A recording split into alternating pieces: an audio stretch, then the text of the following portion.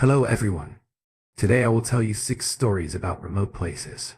If you like them, please subscribe to us to bring you more exciting stories. I've been mountain climbing for many years. I have met some strange and interesting people along the way. I usually like to climb during the summer, and I usually use my paid vacation to climb. I love staying in mountain lodges and cabins. I tend to rent one on average for about a week. That year I decided to stay in a lodge for a few nights before climbing. The lodge was really nice. One of the nicest ones I'd ever stayed in. It was actually used in the past as a forestry classroom for young climbers, so that meant it was pretty big. That being said, the facilities were kind of outdated. It wasn't too bad, though I planned to leave early in the morning and return to the cabin, if all being well, by lunchtime. Fortunately for me, the weather was on my side and I ran into a group of climbers. There was about 10 in total. This group was led by 2 adults and there were 8 children. Since it was summer vacation time, it wasn't uncommon to see parties like this. There was something odd about this bunch. This happened when I was in the first or second year of junior high school. I think I was about 13 years old. I grew up in the countryside. They hardly seemed dressed for a high-core climb. They looked as if they were heading out for an afternoon stroll in the suburbs. I mean, I was used to seeing school trips at the base, but never on the advanced routes. No disrespect to them, but the climbing route that I was on was definitely for adults. This group didn't seem all that energetic either. I didn't expect them to be bouncing all over the place and super excited to be there. But I also didn't expect them to look so downtrodden and low energy. I saw this group as I was heading back to the lodge. After seeing them, I wanted nothing more than to be back in that lodge, away from them. I got back in and I felt as if the lodge reminded me of how old it was. Those log cabin walls must have seen and heard some stories. I could tell that this one wasn't a popular rental either. It seemed as if it hadn't been inhabited for a while. It was clean. Don't get me wrong. But you could just tell that no one had been in there for a long time. There was dust, not thick dust, but notable dust, that seemed to state welcome. It's been a while other than dust. Dead bugs, fallen leaves and sticks that have found their way in there. It could have been in use for months and I wouldn't have known it was interesting. I wish used to cleaner and more modern lodges, but I tried not to let it bother me. Well, it beats sleeping out months, I told myself. I went to take a look at the facilities. Next, all the cooking equipment looked to be in fine order. I decided to make myself an easy dinner and enjoy it by a roaring campsite fire. There's something so relaxing about watching a fire, isn't there? The sun had already begun to set and the starry night sky was in full view. I was really enjoying myself. The next morning I had plans to take in a little fishing and I wanted to get there as early as possible. So I decided to grab an early night. I was in my sleeping bag. By 8 p.m. I positioned myself on the second floor of the lodge by a big window so that I could watch the night sky. It was beautiful. I drifted off after a while and then I heard a noise. It sounded like the door opened. There was definitely a sound of someone entering the lodge. I looked at my alarm clock. It was just after 10 p.m. Who the hell comes into a lodge in the middle of the mountain range at this time of night? I strained my ears to listen and try to place the direction of. The noises sounded like someone was walking around. I wondered if someone had simply made a mistake and mistook my lodge for theirs. The more I heard footsteps pacing around down there, the more I realized that there probably wasn't a mistake. It felt like someone had intentionally entered the lodge. I didn't hear any words or conversation. Just the sound of footsteps and the occasional sound of doors opening and closing. It was really weird and obviously frightening. I stayed still and listened. The footsteps sounded as if they had a squelcher quality to them, like they were wet or muddy. I listened closely and I felt a bolt of ice pierce my heart when I realized that the footsteps sounded like they were climbing the stairs. I also came to the realization that there wasn't just one pair of footsteps, but several. I broke into a cold sweat. I knew that there shouldn't be anyone else in the area. It simply wasn't possible. But I could hear those incessant squelching footsteps. I tried to pull myself together and thought that if there was someone out there in need, a lost climber or a group of climbers perhaps, then I should call out to them and offer them the use of my cabin. I thought that would be the only logical reason why someone would be here. The footsteps reached the second floor. What are you looking for? Somewhere to sleep. Couldn't hear any voices. but people were moving around the cabin in silence. It was eerie. The footsteps drew closer still. They sounded like they were outside the room. I was in fight or flight time, I told myself, and with that thought in mind, I called out to the intruders to let them know of my presence. "Hey, someone's in here. I reserved this hut. Just letting you know." The footsteps stopped at once. The cabin was silent. Then, after a few moments, the footsteps started again. They seemed to still be coming from outside my door. What the hell were they planning? I asked myself. I felt that there was some kind of sinister intentions behind their silence. "What the hell are you doing?" I called out in a more aggressive tone. No response. No movement. I don't believe in ghosts or hauntings, but I felt something that night. A fear that I could only describe as mysterious. This weird standoff went on 10 minutes. I was out of my sleeping bag and on my feet ready for anything. I had a weapon. There was still no movement out there, so I approached the door and listened. I heard something sounded like someone was whispering. It was so faint I couldn't make out what they were saying. It just seemed incomprehensible. It was really creepy. After a few moments I heard that strange squelching sound again. It sounded like whatever was out there was leaving the door. I heard those wet footsteps descend the stairs. They left the lodge. I heard the door open and closed. I raced to the window, and it looked like the shadowy silhouette of a small person or maybe a child was walking away from the lodge. It was so dark that I couldn't say with absolute clarity, but I think that's what I saw. There was more than one of these silhouettes heading away from the lodge and down the mountain path. They seemed to disappear into the night sky. Well, I stayed up that night all night. I wasn't going to close my eyes until the morning light. I thought that these shadowy figures would be back if I fell asleep. I abandoned my plans to stay at the lodge for the rest of the week, and I descended the mountain in the morning without issue. Let's just say I'm very careful about the lodges I picked to stay in these days. One of my friends knew about this discussed cabin in the woods. It was built on the edge of a river on a kind of a sandbank. There had been a decline in the popularity of hiking and outdoors activities in the area due to a tragedy. It was practically deserted. So me and 4 other friends, we seized the opportunity. We planned to go and hike in that area. We thought that we could use it if no one else would not fill. It was truly pitch black out there. You couldn't see your surroundings. It was a great night to be out in the wild. I loved the natural ambience. It was the constant trickle of the river mixed with the trill of insects. We heard what we thought was the sound of fingers drumming on the window pane. There was a nearby willow tree, so we assumed it must be the sound of a branch or something being dragged by the wind against the window. The lights were off early that night. We were all tired from the hike. Most of us were asleep in our own spots. Creaked now and then. There was the noise of people rolling over in their sleep, and, of course, with 5 men in there was definitely some snoring. But other than those noises, it was a quiet night. We were miles from any city, town or main roads. I couldn't sleep, though I was tossing and turning all night. We hiked and slept outdoors all the time. I don't know why I couldn't get to sleep that night. I had this unpleasant feeling in the pit of my stomach. I constantly felt like something was about to happen. I quickly found out what was causing my unease: the sound of the willow tree colliding with the window. It was getting louder, and listened closely and focused on. The sound sounded to me like it was hitting different parts of the window, and then it sounded like it was coming from the other window. There were 2 windows on the cabin, but they were at opposite ends to one another. I didn't remember there being trees outside of each window. I felt my stomach tighten with that realization. There was some kind of regularity to the sound as well. It didn't match the gusts of wind anymore. It was a steady tapping sound. Now it was no longer the sound of branches dragging. It sounded deliberate circling. The sound of those taps and knocks was circling the cabin. I stood up to try and identify the source of the sound. I couldn't place it because the cabin was not at ground level. I couldn't look out from the window from my sleeping bag when needed to open the door. I knew that I would not be able to sleep unless I checked this out over so as not to wake the others. I was still thinking I was being paranoid at this point, and I didn't see the sense in waking up my friends with nothing confirmed. I slowly opened the cabin door with impeccably bad timing, for as soon as I opened that door, I came into contact with the source of this circling tapping.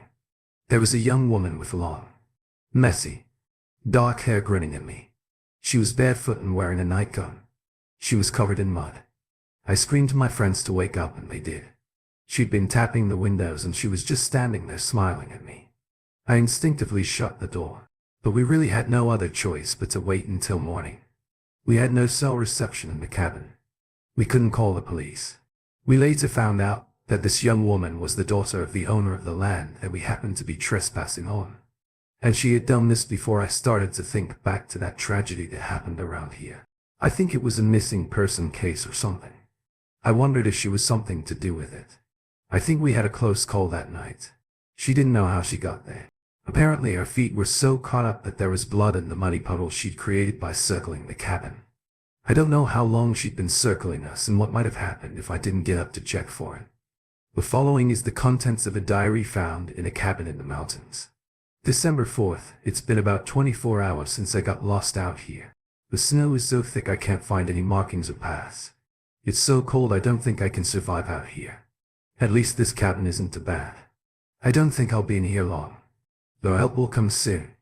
December 6th, no help yet. I'm thinking that the search must have been called off due to this never-ending blizzard. I'm trying to stay calm and remain patient. The snow just keeps falling. Stay calm and wait. That's all I can do. I don't know what the date is. I don't even know the time the clock has stopped. Each hour just feels the same, still waiting. Food is now getting scarce. I can get water from the snow, but hunger is starting to kick in. I don't want to think about it. The wind comes in through the gaps in the door and I'm glad I'm wearing thick clothing. My hands are trembling. I can't write very well. Sorry for whoever reads this. I'm not giving up. If I give up, I'm done. For I just want the blizzard to stop. Something's happening now. I think the blizzard has suddenly stopped. I can hear voices too. This is amazing. I think the rescue team is out there. I just shouted out to them and asked what day it was. They say it's the 12th of December. I've been in here for over a week. They'll be here soon. I just want to leave my final thoughts with you. It's over. After all that distress and worry, I'm going to leave the cabin and leave this diary here in case someone else is ever in the same position as me. I just want to say, never give up hope. Never give in. Keep the faith. Help is just around the corner. Help is sure to come. Signing off on the 12th of the 12th. The writing looks weak in parts but very strong and full of hope at the end. It's quite touching. I love the message of never giving up. My dad's a rescue worker, and he told me about this diary. He even photocopied it. He thought, like me, it was a good message and a kind of motivational tool. There was something off about this story. This happened when I was in the first or second year of junior high school. I think I was about 13 years old. I grew up in the countryside. He asked his colleagues about it and they found the diary, but not the writer. They said that the blizzard didn't subside until the 14th. So whoever was outside the cabin door wasn't a rescue worker. If it's a prank, it's a hell of an elaborate one. The whereabouts of the writer remains unknown. He didn't sign a name either. Strange. I heard this story from one of my mountain climbing friends is really into mountain climbing and he has climbed and conquered many in his time. I am also part of the same club as he is. He told me about this one climb he did. We're here to pay at the parking spot. I kind of told to climb, he said. The guy who he paid took down his address and information in case of an emergency. He arrived at 8:10, which is way later than usual for him. He was climbing alone that day and he was preparing himself. The elevation was high, but since he knew that he would be starting late, he decided before arriving that he'd spend the night at the summit. The guy who took payment from him told him that there was an unmanned cabin up there, which it would be more than welcome to use in light of that idea. More than his tent, he felt like. Because of that, really take his time and enjoy the experience. He climbed to the summit without incidents and took in all the gorgeous views. He was the only one at the summit and the cabin was empty. He brewed some coffee, looked down over the mountains at nature's splendor and watched the sunset. As evening arrived, it began to get darker and Julia, so he headed into the cabin. He brought some alcohol with him and had a little drink while preparing dinner and listening to the radio. He was understandably very tired after dinner, so he decided to head to bed and get some sleep so that he could start his descent early in the morning. He turned off the lantern and the cabin was plunged into darkness. He said he had no issue falling asleep due to how tight he was. In the middle of the night he awoke to a strange sound. It sounded like the door was rattling. It spooked him a bit because when he checked the weather forecast it did not seem like it was going to be a particularly windy night. He listened closely to the sound and he soon realized it was not the sound of the wind. It was something else. It sounded to him like the sound of someone trying to open the door and the sound of people walking around. You know when you're in the dark and you're groping for something like the door handle. He said it sounded just like that. A quick look at his watch told him that it was way past AM. I didn't think that another climber would be attempting the mountain at this time of night. Especially not in the dark. Could there really be someone out there that late? I know that some mountains are connected by ranges and you can hike or climb from one to another. But this mountain, it wasn't like that. For one, you needed to pay the toll at the parking lot, and secondly, there wasn't another mountain in the area. It was just one mountain with one climbing route. So he said, based on what he knew in his experience, there should be no one out there. He said it was impossible. That terrified him. Him lay in his sleeping bag, shaking. He could not summon the courage to leave it. He pretended to be asleep but kept his eyes slightly open, waiting and hoping that the noise from outside the cabin door would stop or go away. His hopes were not answered. After a few moments he heard the sound of the door creaking open. That sound was deafening. He said he was praying deep within his heart. When he heard that sound, sweat had begun to amass on his brow and his shaking showed no sign of subsiding. He opened his eyes slightly wider and he said that he saw 4 figures by the door, illuminated by the lights of a shadowy moon, a boy, a man and a woman. They were wearing tattered and torn clothing. They carried no flashlights or lanterns with them. They seemed to be completely used to the dark. They entered the cabin. My friend closed his eyes and prayed that they'd go away. He was terrified of this family. They defied all the logic he put his faith into. There was no way that they could be there. Yet they were there, and now we're in the cabin with him. He heard footsteps creeping around. The wooden flooring appeared to be looking for something. Agonizing seconds crawled by. My friend stayed as still as he could so as not to alert them. Then, just as quickly as they had arrived, they left without conversation and without closing the cabin door. He said that as soon as he saw them, Bill lost consciousness. I think he faded because of fear. As soon as he awoke, he hurriedly threw all of his things into his bag and began his descent. I'm not sure if he checked if anything was missing or not, but that would have been one of the first things that I would have done. He got dressed and quickly prepped for the descent. Went down the mountain as fast as he could. He was still terrified by his nightly visitors. He didn't want to see them in the day. There was something about that family that terrified him. When he got to the bottom, he spoke to the man at the toll booth and he told him of his experience. He said it wouldn't have been right, not to mention what happened. He didn't care if that made him look dumb or scared. The toll booth guy told him that he was the only one on the mountain that night and that disturbed him. He wondered if he was visited by spirits. The toll booth guy then said that a few months back a family went missing on that mountain. No sign of them had ever been found. Was it their spirits visiting him, or was the family still alive? I wonder if they were looking for some food or something and were drawn to the hut. Perhaps something happened to them and they have memory loss or something. I don't know. My friend is convinced that the family that visited the cabin were indeed spirits. You will never forget that night. In all his climbs and hikes he has never experienced the paranormal again. I'm a hiker. I love the mountains. I found this thread and it seems like a good place to share my experience. During the coldest period of the year, I climbed Mount Susan in Hokkaido. It was freezing. One of the coldest winters I've ever experienced. Despite the winter temperature that day, the weather was gorgeous even from the early morning. The perfect day for climbing. But it was winter and the weather can change in the blink of an eye up in the mountains. During the afternoon, the clouds in the sky looked dark and worrisome. And in no time at all an intense snowstorm had started up.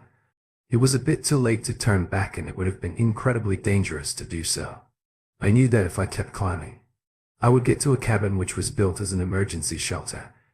But I was worried that I wouldn't be able to find it due to the whiteout. I didn't even know my position on the mountain. I was prepared to camp out in a bivouac if necessary. You know, like a tent. I have a lot of experience in climbing. Hiking and camping, I came prepared that day. I was prepared. But to be honest, I wasn't looking forward to the prospect of camping in a snowstorm. Just as soon as these thoughts came to mind, the weather turned again. The snowstorm was showing signs of slowing. I could see my way again, and after a short while I knew where I was. I didn't risk it. I headed straight to the emergency shelter. This took me about 2 hours. I was feeling very anxious and worried.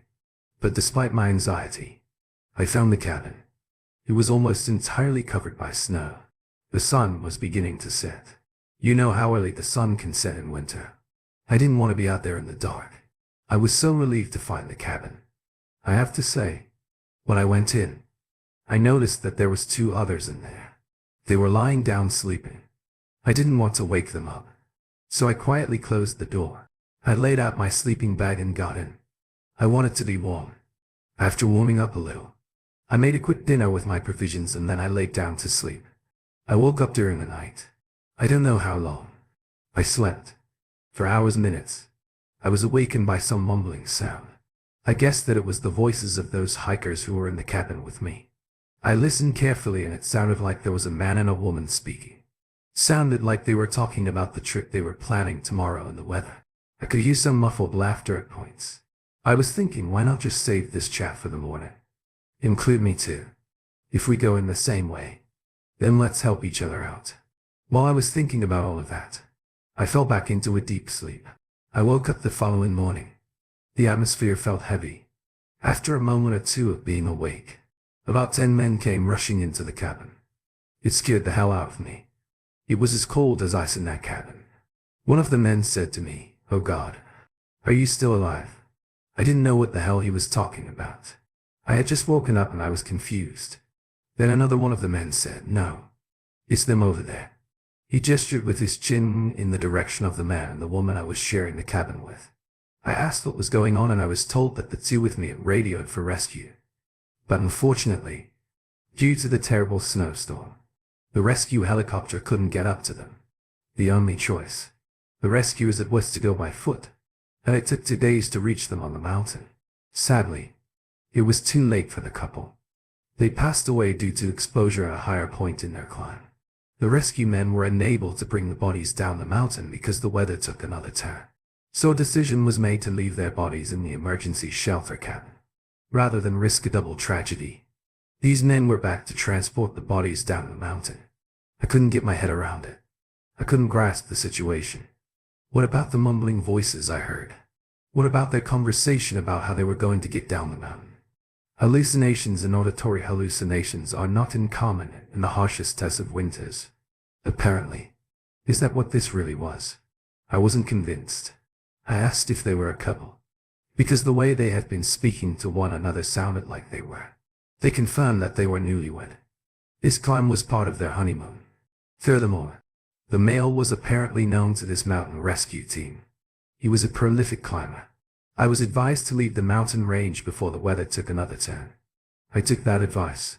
I made it safely down the mountain and I had a long time to think about the experience I had. I still think about it often. When I heard that I had spent the night with 2 fresh bodies, I was at first creeped out, especially since I'd heard them talk to one another. I thought about the voices I heard. They were cheerful and not frightening. Like I said, they even laughed with one another at points. That kind of warms my heart. The mountains are wonderful places.